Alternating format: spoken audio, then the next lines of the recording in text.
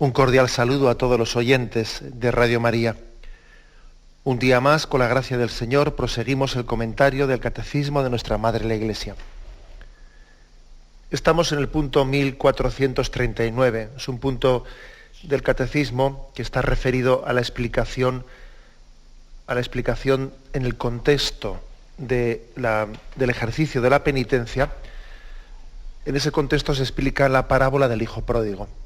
Hoy dedicamos ya la tercera sesión, el tercer programa, a hablar de este punto, de esta parábola del Hijo Pródigo. Parábola muy adecuada para describir cómo es el camino de la penitencia, de la conversión. El Catecismo de la Iglesia Católica, en este apartado que dice diversas formas de penitencia en la vida cristiana, al final dedica este último número a la parábola del Hijo Pródigo, viendo en ella pues un auténtico retrato, el modelo del camino de retorno, de conversión, el camino de penitencia. Bien, voy a volver a leer la parábola para continuar pues en la parte final ya el comentario que estamos haciendo. Está en el capítulo 15 de San Lucas. Lo voy a leer según la versión de la Biblia de Jerusalén, aunque bueno, también hay otras versiones pues también muy precisas. Dice así: un hombre tenía 2 hijos, y el menor de ellos dijo al padre: Padre, dame la parte de la hacienda que me corresponde. Y él les repartió la hacienda. Pocos días después, el hijo menor lo reunió todo y se marchó a un país lejano donde malgastó su hacienda, viviendo como un libertino. Cuando hubo gastado todo, sobrevino un hambre extrema en aquel país y comenzó a pasar necesidad. Entonces fue y se ajustó con uno de los ciudadanos de aquel país, que le envió a sus fincas a apacentar puercos. Y deseaba llenar su vientre con las algarrobas que comían los cerdos, pero nadie se las daba. Y entrando en sí mismo dijo: ¿Cuántos jornaleros de mi padre tienen pan en abundancia, mientras yo aquí me muero de hambre? Me levantaré, iré a mi padre y le diré: Padre, pequé contra el cielo y contra ti. Yo no merezco ser llamado hijo tuyo. Trátame como a uno de tus jornaleros. Y levantándose, partió hacia su padre. Estando él todavía lejos, le vio su padre, y conmovido corrió, se echó a su cuello y le besó efusivamente. El hijo le dijo: Padre, pequé contra el cielo y contra ti, y ya no merezco ser llamado hijo tuyo. Pero el padre dijo a sus siervos: Traed a prisa el mejor vestido y vestidle. Poned un anillo en su mano y unas sandalias en sus pies. Traed el novillo cebado, matadlo y comamos y celebremos una fiesta.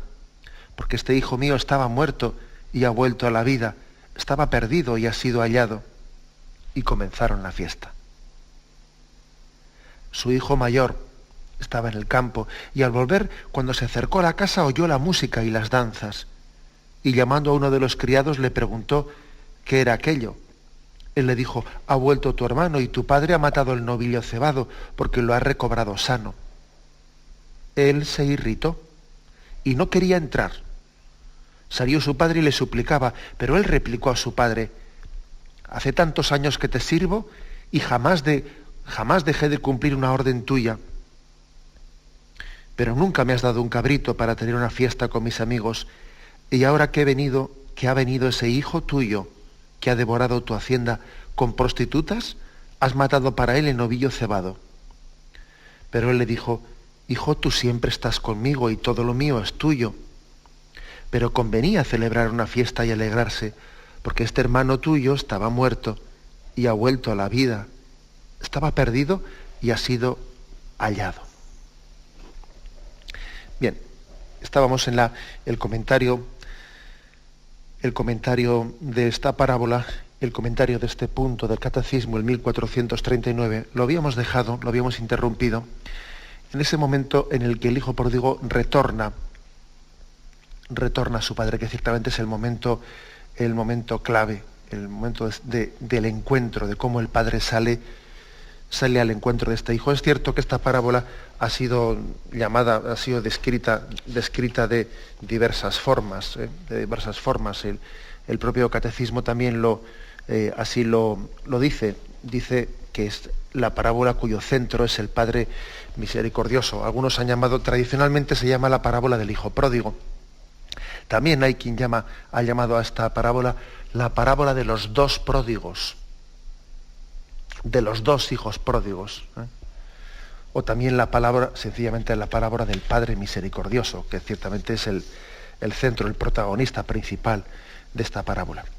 Bien, pero continuando con el comentario. Hay un aspecto un detalle que no se nos puede pasar desapercibido, que es en el versículo 18, en esa reflexión que hace el hijo pródigo entrando dentro de sí, razonando en su interior, él formula una frase que es la siguiente: le diré a mi padre, Padre, pequé contra el cielo y ante ti.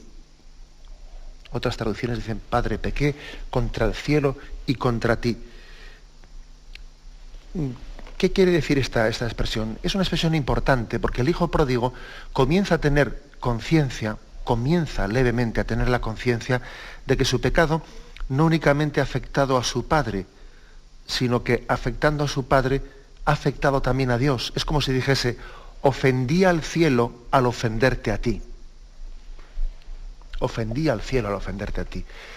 Es como comenzar a caer en cuenta de que en nuestro pecado no solo tiene unas consecuencias horizontales, también el pecado tiene unas consecuencias verticales en nuestra relación con Dios.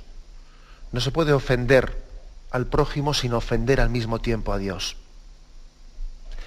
Esta reflexión del hijo pródigo, he pecado contra el cielo y contra ti, ofendí al cielo al ofenderte a ti, es un paso muy importante, es una toma de conciencia del hijo pródigo que le va a hacer en ese camino de penitencia, poco a poco le va a hacer ir pasando de la atricción a la contrición. ¿Os acordáis que ayer decíamos que, que la doctrina espiritual católica distinguía entre atricción y contrición? Y a la atricción es el dolor de nuestros pecados, pero el dolor por las consecuencias que se pueden derivar de los pecados. Me pesa porque podéis castigarme con las penas del infierno, ¿no? Dice, ese es el dolor de atricción. Y el dolor de contrición es, me pesa de todo corazón de haberos ofendido. Esa es la contrición. La contrición es el dolor por no haber respondido al amor de Dios. La atricción es el dolor por las consecuencias que se pueden derivar malas para mí del pecado que he cometido. Bien, pues el hijo pródigo está claro que él comienza un arrepentimiento de atricción, diciendo, pero si es que vivo aquí entre puercos, vivo hecho un desgraciado. El pecado me ha llevado a perder, mi dignidad, ¿no? Y poco a poco va pasando del dolor de atricción al de contrición. Pues bien, una de las cosas que más le ayuda en este proceso, del paso de la atricción a la contrición, es el hecho de encontrarse, de haber reflexionado con esa doble dimensión que tiene el pecado. Pequé contra el cielo y contra ti. Es decir, yo no puedo ofender a mi Padre sin ofender al mismo tiempo a Dios Padre. Mi pecado no solo es una ofensa al prójimo, también es una ofensa contra Dios Padre. Eso es una reflexión importante. No sabemos hasta qué punto el hijo pródigo sería consciente de ello, pero en esa formulación contra el cielo y contra ti se estaba purificando y estaba poniéndose en un camino de conversión auténtica. Pero bien, el momento clave que arranca una conversión más perfecta, el momento clave es el momento del encuentro. El momento en el que dice el Evangelio en el versículo 20, y levantándose partió hacia su padre. Estando él todavía lejos, le vio su padre y conmovido corrió. Se echó a su cuello y le besó efusivamente. Esta es la clave, ¿no?, de la parábola. Es la clave porque la iniciativa, pensaba el hijo que la iniciativa del retorno la estaba teniendo él. Y la sorpresa es descubrir que la iniciativa de ese retorno la había tenido el padre, porque el padre estaba suspirando por ese retorno. Aquí también se nos acordamos de aquellas palabras del Evangelio de San Juan: nadie viene a mí si mi Padre no lo atrae. El hijo pródigo ha vuelto al Padre porque el amor del Padre le ha atraído. El Padre suspiraba por ese retorno. De hecho, el Padre no ha esperado a que el otro llegue a casa, sino que ha salido en su búsqueda. Estando lejos, salió y corrió en su búsqueda. Y conmovido, dice también en otras traducciones, al Padre le dice exactamente, voy a leer una traducción que también es muy iluminadora: todavía estaba lejos cuando su Padre lo vio, le dio un vuelco el corazón y corrió a arrojársele al cuello y besarlo con cariño. Le dio un vuelco el corazón, o conmovido también, ¿no? Son distintas traducciones pues, del original griego. Lo que nos sorprende es la sorpresa de Dios Padre, una sorpresa, una alegría que está descubriendo el sufrimiento que había habido por la ausencia. La alegría revela el drama que había existido en el corazón del Padre en todo este tiempo en el que su Hijo había estado fuera. Igual que decimos que de la pasión de Cristo, de la muerte en cruz, del drama tan grande que es la cruz, tenemos que deducir la ofensa que el pecado había producido en el corazón de Dios, cuánto tiene que haber ofendido el pecado a Dios para que Él haya hecho algo tan dramático para perdonarnos, ¿no? Como es enviar a su Hijo a la cruz. Bueno, pues aquí también se puede sacar una deducción, pero de la alegría del encuentro. Pero cuánto habrá sufrido el corazón del Padre, siendo así que ahora vive con un tono tan alegre, ¿no? Y tan festivo el reencuentro con su Hijo. ¿Cuál habrá sido el sufrimiento de la ausencia para gozar así con la presencia? Bien, pues este es el momento clave de la parábola. Y hay que recordar que ese gozo del Padre, ese salir al encuentro, ese no estar esperando a que el Hijo llegue, ser Él el que tiene la iniciativa del encuentro. Él no se queda esperando diciendo que venga, que venga. No, Él sale a su encuentro. Él tiene la iniciativa del retorno de su Hijo. Antes de que nosotros busquemos a Dios, Él nos estaba buscando a nosotros.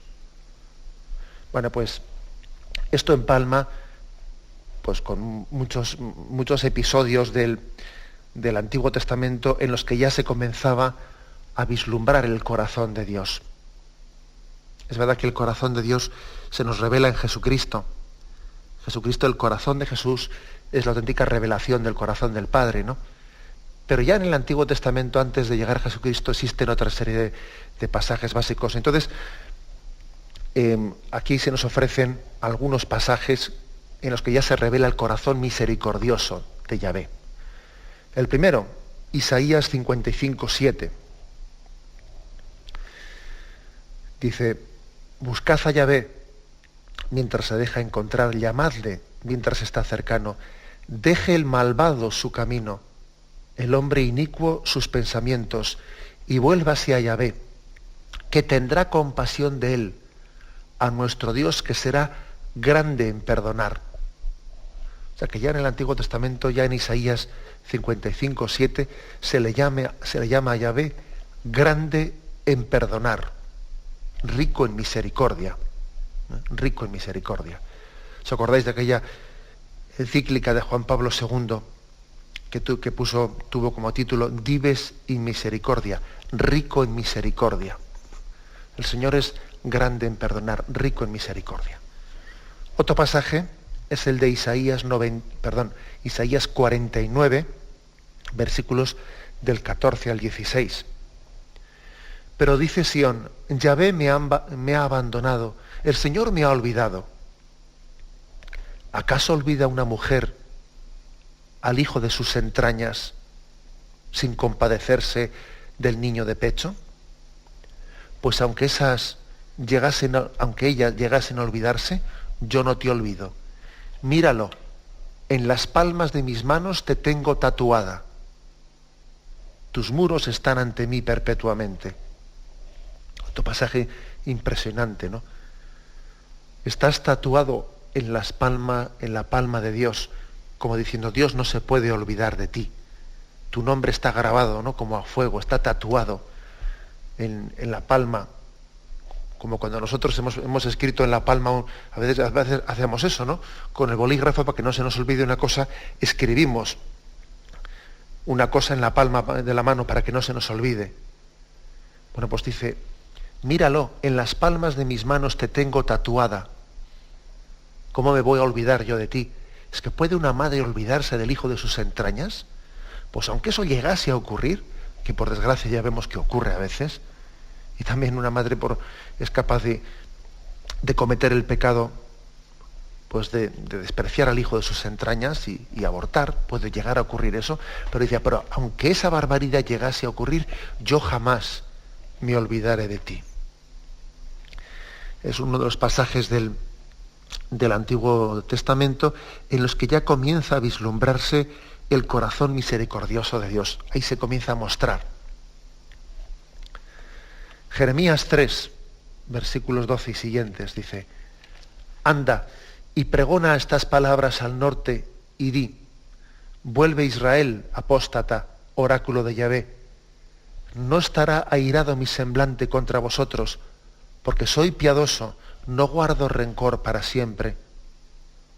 Tan solo reconoce tu culpa, pues contra Yahvé tu Dios te rebelaste, frecuentaste a extranjeros bajo todo árbol frondoso, y mi voz no oíste, oráculo de Yahvé.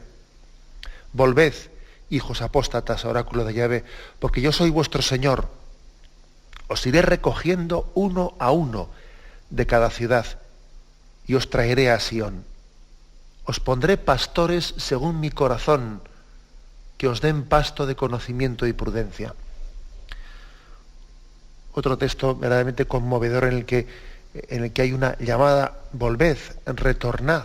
Hay una súplica, la súplica del Padre, que parece que Él nos está pidiendo por favor que retornemos, como si nosotros le hiciésemos un favor a Él, siendo así que Él es el que nos hace ese favor de misericordia hacia nosotros. Casi parece que el Padre mendiga la conversión del Hijo. Os daré pastores según mi corazón. Os recogerán uno a uno y os traerán de retorno a la casa del Padre. Otro texto más, Jeremías 31:20. ¿Es un hijo tan caro para mí Efraín, o un niño tan mimado, que tras haberme dado tanto de hablar, tengo que recordarlo todavía? Pues en efecto, se han conmovido mis entrañas por él. Ternura hacia él no ha de faltarme, oráculo de Yahvé. Bueno, fijaros que aquí se utiliza el mismo término, la misma expresión que en la parábola del hijo pródigo. Se han conmovido mis entrañas. Le ha dado un vuelco al corazón. Esta expresión es la que se utiliza aquí en la parábola del hijo pródigo. Se han conmovido, el padre conmovido salió hacia él. Es decir, que esta parábola del hijo pródigo está revelando el corazón misericordioso del Padre, rico en misericordia. Es un retrato del corazón de Dios Padre, que ya como vemos en distintos pasajes del Antiguo Testamento, esos pasajes que hemos leído de Isaías y de Jeremías, había comenzado también a revelarse. Pero al final la revelación plena de ese corazón de Dios se da en el corazón de Jesús. El corazón misericordioso de Jesús es la plena revelación de la misericordia de Dios Padre. Tenemos un momento de reflexión y le dijo al Padre lo que tenía previsto, ¿no? Padre, pequé contra el cielo y contra ti, ya no merezco ser llamado hijo tuyo. Pero el Padre dijo a sus siervos, traed a prisa el mejor vestido y vestidle, poned un anillo en su mano y unas sandalias en los pies, traed el novillo cebado, matadlo y comamos y celebremos una fiesta. Fijaros que aquí el Padre hace una serie de signos, ¿no? Traed el anillo, traed unas sandalias, traed el traje nuevo, sacrificad el mejor novillo. Son toda una serie de signos, de símbolos también que usa el Padre para significar con ellos la plena dignidad con la que Él recibe a su Hijo. El anillo es signo de filiación. El anillo es signo de filiación. ahora reencontrada. El hijo pensaba que le iban a recibir como criado, pero el padre le recibe como hijo. No podía recibirle de otra forma. Un hijo no, es hijo siempre. No había dejado de ser hijo en ningún momento. Las sandalias es signo de la libertad recuperada, porque en la cultura hebrea los esclavos iban descalzos y los hombres libres iban calzados con sandalias. Por eso le dice, traed unas sandalias tú, diciendo, tú eres libre, tú no eres un esclavo. El traje nuevo es el signo del cambio y de la reconciliación, imprescindible para una vida nueva y para la fiesta. Porque uno no puede ir a la fiesta sin estar vestido de ese traje nuevo. Y el sacrificio del mejor novillo es el anuncio, el preanuncio del sacrificio del Cordero de Dios, que quita el pecado del mundo. Es el signo de la fiesta, que será acompañada de la música. Es la expresión de la fiesta de la reconciliación. También la Eucaristía para nosotros es la expresión de la fiesta de la reconciliación. O sea que estos signos, el anillo, signo de filiación, las sandalias, signo de la libertad recuperada, el traje nuevo, signo del cambio, de la reconciliación, y el novillo cebado sacrificado es signo del banquete del Cordero Pascual, signo del banquete eucarístico, pues significan el orden de la misericordia, el orden de la gracia. Es como decir, para Dios, para tu Padre, para el Padre de la parábola, tú eres completamente nuevo, eres el hijo de siempre. El amor de Dios tiene la capacidad de recrear, de hacernos nuevos. Dios, el que creó de la nada, en su perdón, en su misericordia, nos vuelve a crear naciendo una vida nueva, sin que pese el pasado en nuestra vida, sin que el pasado sea una losa, una rémora en la vida nueva que comenzamos. Bien, y esta es la gran sorpresa, ¿no? De qué manera le acoge el Padre al Hijo, superando toda expectativa que el Hijo tenía, y a qué condición de dignidad le eleva en este retorno. Y bien, y comienza aquí el drama, el segundo drama. El hijo mayor estaba en el campo, y al volver, cuando se acercó a la casa, oía la música y las danzas, y llamando a uno de los criados le preguntó qué era aquello. Él le dijo, ha vuelto tu hermano y tu padre ha matado el novillo cebado porque lo ha recobrado sano. Él se irritó y no quería entrar.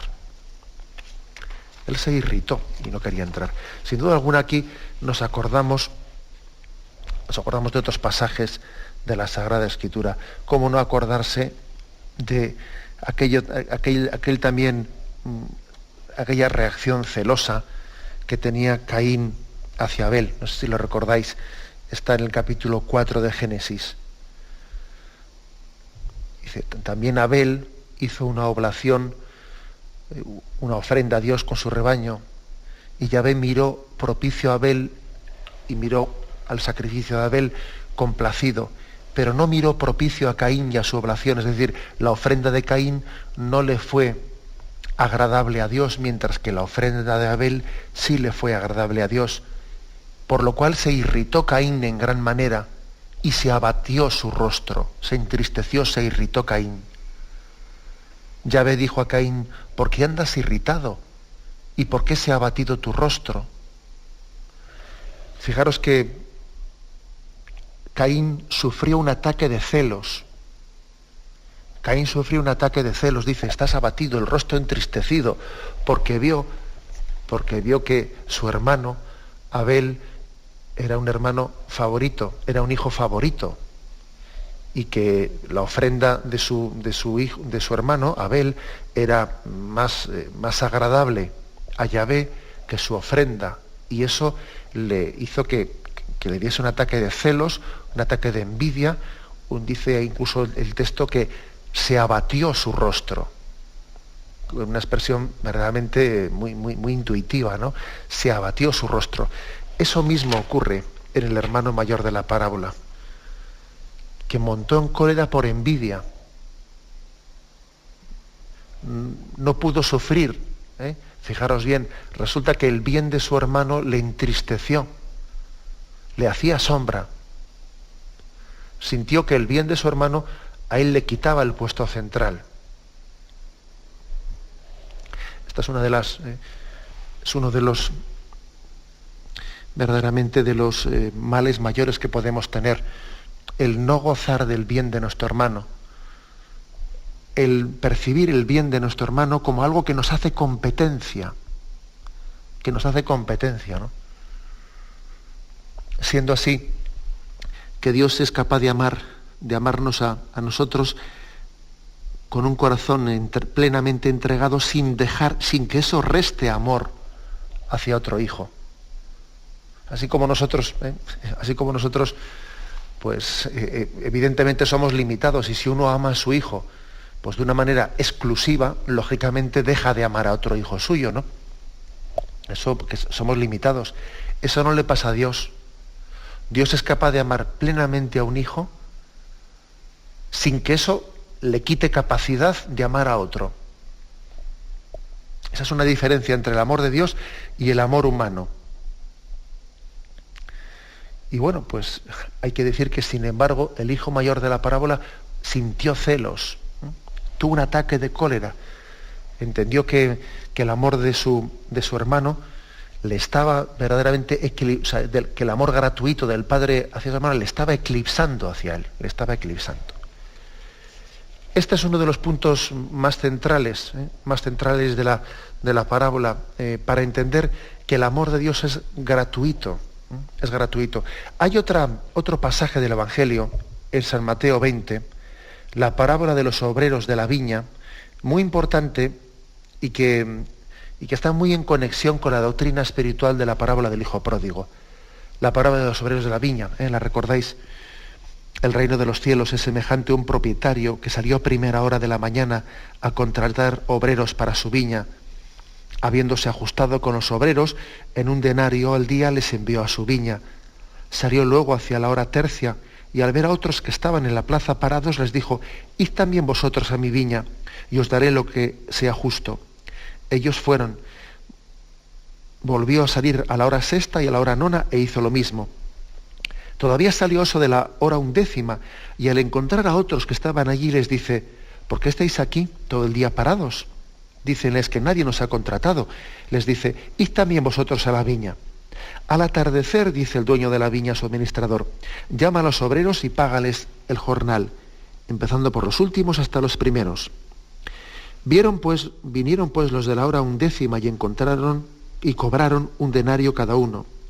Al venir los primeros, pensaron que cobrarían más, pero ellos también cobraron 1 denario cada uno.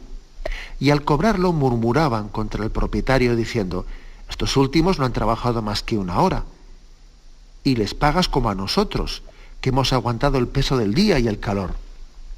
Pero él contestó a uno de ellos: «Amigo, no te hago ninguna injusticia. ¿No te ajustaste conmigo en 1 denario? ¿No quedamos en eso? Pues toma lo tuyo y vete. Por mi parte quiero dar a este último lo mismo que a ti. ¿Es que no puedo hacer yo con lo mío lo que quiero? ¿O va a ser tu ojo malo porque yo soy bueno? Así los últimos serán primeros y los primeros últimos». Fijaros esta expresión, ¿eh? ¿O va a ser tu ojo malo porque yo soy bueno? ¿O es que a ti tú te vas a entristecer porque yo sea bueno? Esta es una de las claves, una de las claves de la parábola. La verdadera conversión, la verdadera penitencia, es la que se alegra del bien del prójimo. Por otra parte, además, el hecho de que solamente cuando somos conscientes de que Dios nos ama gratuitamente, podemos ser perdonados. Solamente el que lo recibe gratuitamente, con esa conciencia de gratuidad, puede recibir el perdón. Lo malo del hermano mayor de la parábola del hijo pródigo es que él no tenía conciencia de gratuidad. Él se pensaba que lo merecía. Eso es lo malo. Lo malo del hijo mayor de la parábola es que él piensa que él no necesita la misericordia gratuita de su Padre, porque Él tiene derechos porque Él ha estado allí, porque yo estoy aquí al pie del cañón, porque tal y porque cual. Él no se sabe amado gratuitamente. Eso es lo malo. Esa es la raíz de su pecado. Y entonces, claro, pues está continuamente rechazando le ofende ese amor gratuito que el Padre está mostrando hacia su hermano pequeño. Habría que decir, igual de gratuito es el Padre contigo que con tu hermano menor, igual de gratuito. Pero tú te piensas que eso lo has merecido, que lo has conseguido con muchos esfuerzos y con sudor de tu parte, ¿no? Y no te das cuenta que esa perseverancia y ese esfuerzo que has tenido solamente era gracia de Dios. Era gracia de Dios. Y tú lo has atribuido todo a tus méritos, ¿no? Y el hecho de que tú hayas podido permanecer en casa sin marcharte de ella, era un don gratuito de Dios, una gracia de Dios. Y tú te la arrogas como si fuese mérito tuyo. Tiene pues muchas conexiones esta parábola de los obreros de la viña con la del hijo pródigo, ¿no? Es que te vas a entristecer tú porque yo haga bien. Es que tú te vas a poner triste porque yo sea bueno. Es que a ti te va a molestar que yo sea bueno con este. Y claro, resulta que los que habían entrado a trabajar a primera hora de la mañana en la viña, les molesta que los que entren la última hora reciban lo mismo que ellos. Pero es que el amor de Dios es gratuito. El amor de Dios es gratuito. ¿O es que te pensabas tú que tú ese amor de misericordia lo habías conseguido por el esfuerzo de esas horas que habías pasado ahí en la viña? Pero si era un don para ti el poder estar trabajando en la viña, si tú eras un privilegiado por poder estar allí. Aspecto pues clave, el de la gratuidad. Solamente se puede recibir la misericordia cuando se tiene conciencia de gratuidad. De gratuidad. El hijo menor de la parábola, en este momento del retorno, le es fácil caer en cuenta de la gratuidad, porque es que es evidente que lo que está haciendo el Padre con él es gratuito. Él tiene una conciencia muy evidente de gratuidad, ¿no? Pero el hijo mayor, sin embargo, debería caer en cuenta que aunque parezca lo contrario, lo que él ha recibido del Padre es igualmente gratuito. Tan gratuito como, o más, que lo que está recibiendo el hijo menor de la parábola. Es pues un subrayar absolutamente que el misterio del amor de Dios parte de una iniciativa gratuita, misericordiosa de Dios hacia nosotros. Tenemos un momento de reflexión. Ese drama de incapacidad para caer en cuenta de la gratuidad del amor de su Padre por parte del hijo mayor de la parábola, ¿no? Ese drama también se ve reflejado de una manera muy gráfica en ese no sentirse hermano. Esa expresión tan gráfica que le dice él a su padre: mira, este hijo tuyo se ha malgastado el dinero y ahora tú le recibes así, este hijo tuyo. Esto me recuerda a mí que a veces hemos escuchado eso, ¿no? En el seno de nuestras familias, en el seno, pues cuando está un matrimonio un poco discutiendo y resulta que el hijo ha hecho una pifia, entonces le dice pues la esposa al esposo, ¿no? O viceversa, le dice: ¿has visto lo que ha hecho ese hijo tuyo? Y sin embargo, cuando el hijo, pues yo qué sé, pues ha hecho algo digno de alabanza, ¿no? Ha traído buenas notas o lo que sea, o tal, entonces dice: mira nuestro hijo lo que ha hecho. Cuando el hijo ha hecho algo bueno, pues parece que es nuestro hijo. Y cuando ha hecho una pifia, dice: ¿has visto tu hijo lo que ha hecho? Parece que entonces no es mío, que es del otro. Bueno, pues esto sí que pues es una pequeña, pues una pequeñez, pero sí que es una pequeñez que desnuda el corazón, porque a veces en este tipo de expresiones uno, sin darse cuenta, se le escapa por la boca en la expresión: sí, se me ha escapado, no quería decir, sí, no querías decir, pero casi te has desnudado en esa expresión de este hijo tuyo. ¿Qué pasa, que no es tu hermano o qué? A veces cuando se nos escapan un tipo de expresiones, inconscientemente nos están delatando, nos estamos autorretratando casi sin pretenderlo, ¿no? El inconsciente a veces nos juega malas pasadas y nos deja al desnudo delante de los demás. Este hijo tuyo, dice, claro, es que es el problema. El problema, pues, es el de la falta de conciencia de hermandad. El de falta de conciencia de hermandad, ¿no? Esa es una de las claves, uno de los dramas de esta parábola. Ocurre, pues, que en este momento final de la parábola, se está descubriendo que el hijo mayor, ese corazón del hijo mayor de la parábola, era un corazón que no tenía capacidad de sufrir con el corazón de su padre. Él no había sufrido lo que su padre había sufrido durante la ausencia del hijo menor. Es de suponer que él incluso habría visto en muchos momentos triste a su padre porque le faltaba el hijo menor en casa y le habría, entre comillas, fastidiado ver que su padre estaba suspirando porque el otro estaba afuera. Es decir, el hijo mayor no compartía el drama, el sufrimiento del padre por la ausencia de su hijo. No lo compartía. Qué distinto, fijaros bien a la imagen de Jesucristo, que Jesucristo es como el hijo perfecto de la parábola del hijo pródigo, el hijo que debería de haber sido, aquel que sufre porque el padre está triste por la ausencia de sus hermanos pequeños. Y Jesucristo es el que le dice al padre, Padre,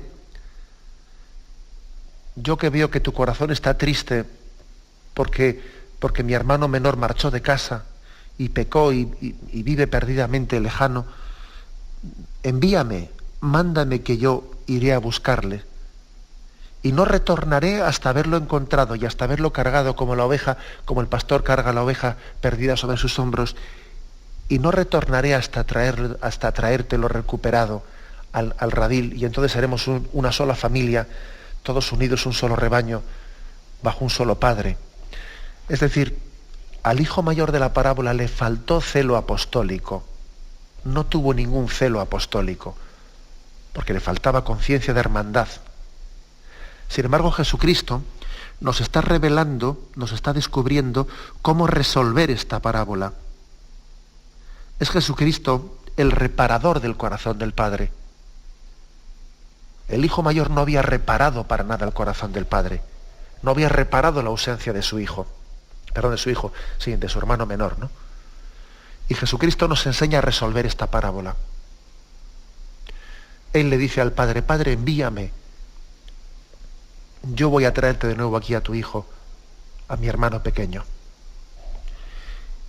Y esto podríamos decir que es la cumbre de la parábola. Por eso, si esta parábola es explicada por el Catecismo en el punto 1439 como una especie de pequeña conclusión del camino de la penitencia, el camino de la conversión, hay que decir que Jesucristo es aquel que nos enseña, ¿no?, el verdadero camino de conversión. La verdadera conversión es el camino de reparación. Sí, Señor, una persona convertida, alguien que está en camino de conversión, quiere reparar su propio pecado. ¿Y qué significa la palabra reparación? La palabra reparación es amar con intensidad, queriendo en ello, pues de alguna manera, compensar lo que no he amado en mi vida. Es correr por lo que no he corrido, correr hacia Dios, pues compensando mis tibiezas y mis mediocridades y mis pecados. La reparación es un amor intenso que quiere suplir pues todo el pecado de la vida anterior, ¿no? Y entonces uno repara por su propio pecado y por el pecado de los demás. Y hay que decir que el hijo mayor de la parábola debía haber reparado por su propio pecado y por el pecado de su hermano pequeño. Y no reparó ni por el primero ni por el segundo. El caso es que, fijaros que al final el drama de la parábola del hijo pródigo es que al final el hermano mayor se queda fuera. Y el padre tiene que volver a salir de nuevo fuera a buscar al segundo hijo.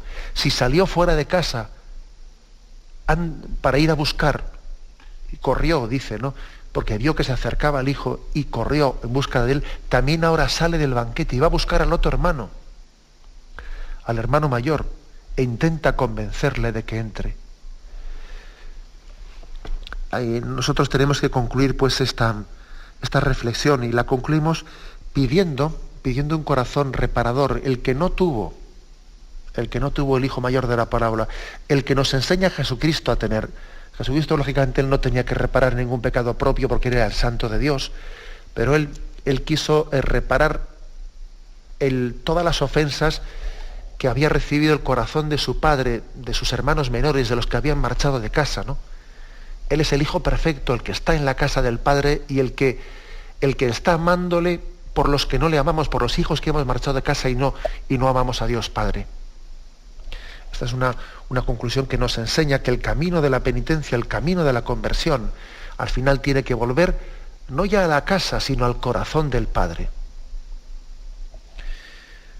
Bien, dejamos aquí el comentario de este punto 1439 y entraremos a partir del próximo día ya en la explicación más detallada del sacramento de la penitencia, el sacramento de la reconciliación. Y vamos a despedirnos con la bendición de Dios Todopoderoso.